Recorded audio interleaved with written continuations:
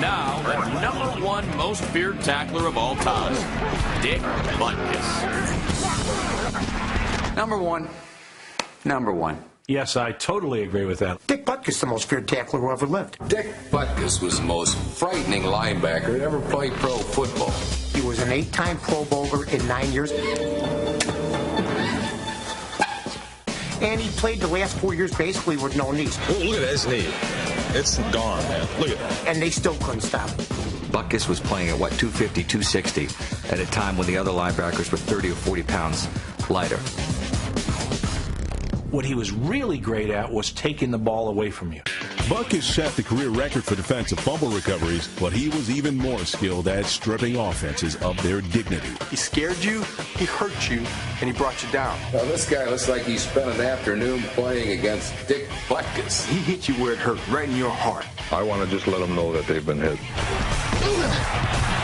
And when they get up, they don't have to look to see who was that hit them. You had the feeling that he was serious, that it wasn't just a game, that when he wanted to drill you, he really wanted to drill you, and probably would want to drill you when the game was over.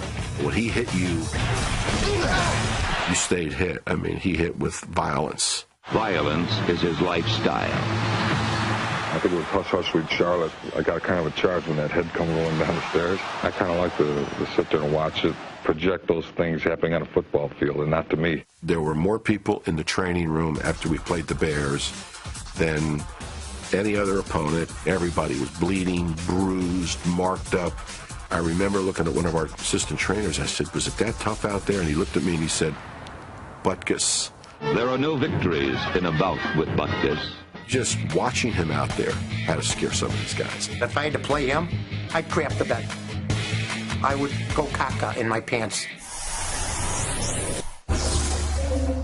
When God created the bears, he created human beings who looked like bears. Butkus was a bear who walked like a man.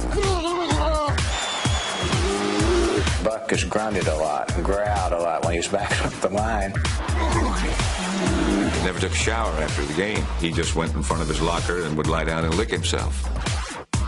People say he was mean, asshole, and then, he would bite people and different things like that. There's a lot of offensive guys who will tell you that they felt somebody biting on my finger. And it'd be Butkus trying to take another chunk out of an offense. The official came running in and said, Butkus out. He bit my finger.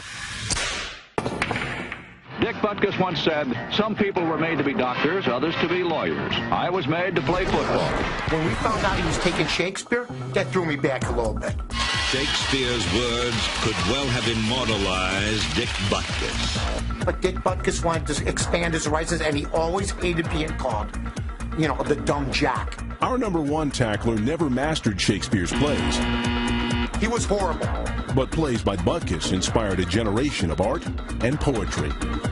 Roses are red and violets are blue. If you got any sense, you'll keep Butkus away from you.